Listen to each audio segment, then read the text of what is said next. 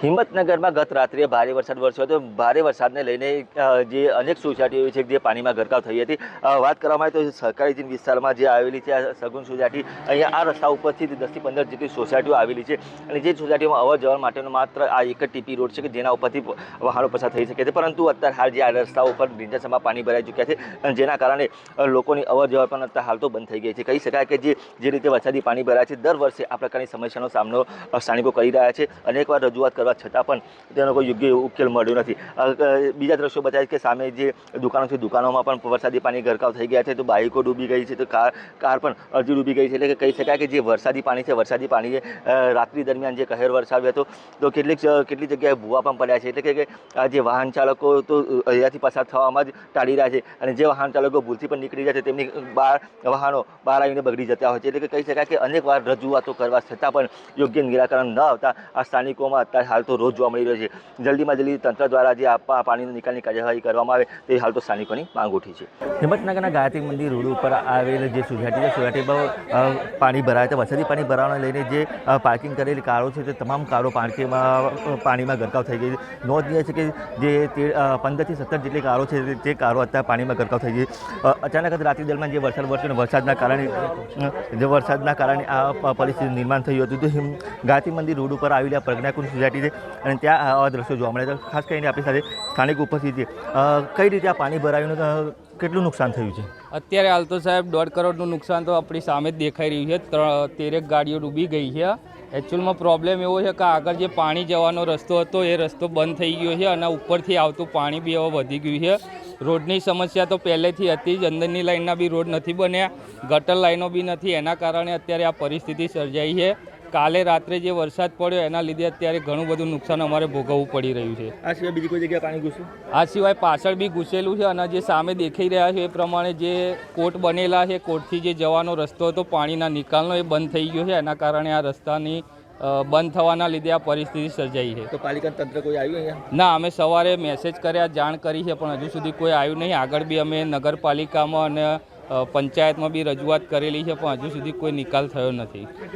ચોક્કસ કે ખાસ કરીને અનેકવાર પાલિકામાં રજૂઆત કરવા છતાં પણ કોઈ ઉકેલ આવ્યો નથી, જેના કારણે આ પરિસ્થિતિનું નિર્માણ થઈ છે। અહીંયા તો રોડ રસ્તા પણ નથી બનાવ્યા અને જે પાણીનો નિકાલ છે પાણીનો નિકાલ પણ યોગ્ય રીતે થતો નથી, તેના કારણે આ પરિસ્થિતિનું નિર્માણ થયું છે। જો હજુ પણ વધુ વરસાદ આવશે તો આના કરતાં પણ વધુ પાણી ભરાય તેવી શક્યતા હાલ તો વર્તાઈ રહી છે। ઈશાન પરમાર, ન્યૂઝ 18 ગુજરાતી, સાબરકાંઠા। હિંમતનગરમાં ગત રાત્રે ભારે વરસાદ વરસ્યો હતો। ભારે વરસાદને લઈને જે અનેક સોસાયટીઓ છે જે પાણીમાં ગરકાવ થઈ હતી।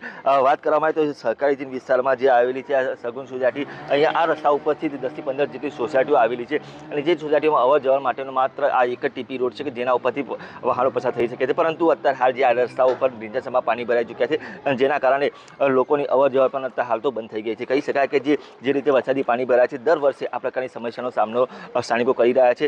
અનેકવાર રજૂઆત કરવા છતાં પણ તેનો કોઈ યોગ્ય ઉકેલ મળ્યો નથી।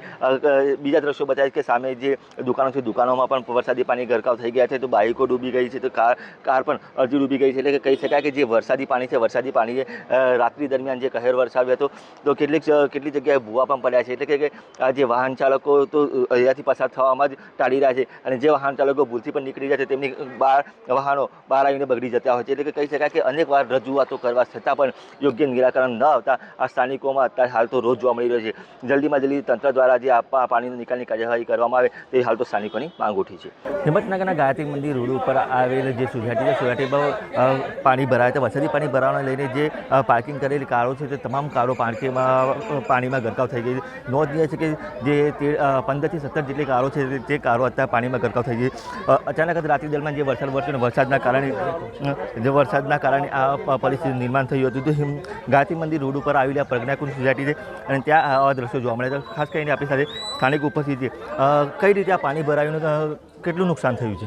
અત્યારે હાલ તો સાહેબ 1.5 કરોડનું નુકસાન તો આપણી સામે જ દેખાઈ રહ્યું છે। 13 ગાડીઓ ડૂબી ગઈ છે। એકચ્યુઅલમાં પ્રોબ્લેમ એવો છે કે આગળ જે પાણી જવાનો રસ્તો હતો એ રસ્તો બંધ થઈ ગયો છે અને ઉપરથી આવતું પાણી બી હવે વધી ગયું છે। રોડની સમસ્યા તો પહેલેથી હતી જ, અંદરની લાઇનના બી રોડ નથી બન્યા, ગટર લાઈનો બી નથી, એના કારણે અત્યારે આ પરિસ્થિતિ સર્જાઈ છે। કાલે રાત્રે જે વરસાદ પડ્યો એના લીધે અત્યારે ઘણું બધું નુકસાન અમારે ભોગવવું પડી રહ્યું છે। આ સિવાય બીજી કોઈ જગ્યાએ પાણી ઘૂસ્યું?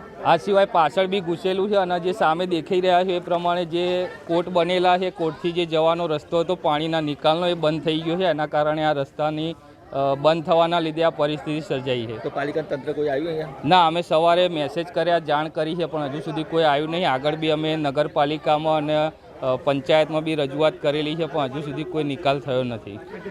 ચોક્કસ કે ખાસ કરીને અનેકવાર પાલિકામાં રજૂઆત કરવા છતાં પણ કોઈ ઉકેલ આવ્યો નથી, જેના કારણે આ પરિસ્થિતિનું નિર્માણ થયું છે. અહીંયા તો રોડ રસ્તા પણ નથી બનાવ્યા અને જે પાણીનો નિકાલ છે, પાણીનો નિકાલ પણ યોગ્ય રીતે થતો નથી. તેના કારણે આ પરિસ્થિતિનું નિર્માણ થયું છે. જો હજુ પણ વધુ વરસાદ આવશે તો આના કરતાં પણ વધુ પાણી ભરાય તેવી શક્યતા હાલ તો વર્તાઈ રહી છે. ઈશાન પરમાર, ન્યૂઝ 18 ગુજરાતી, સાબરકાંઠા.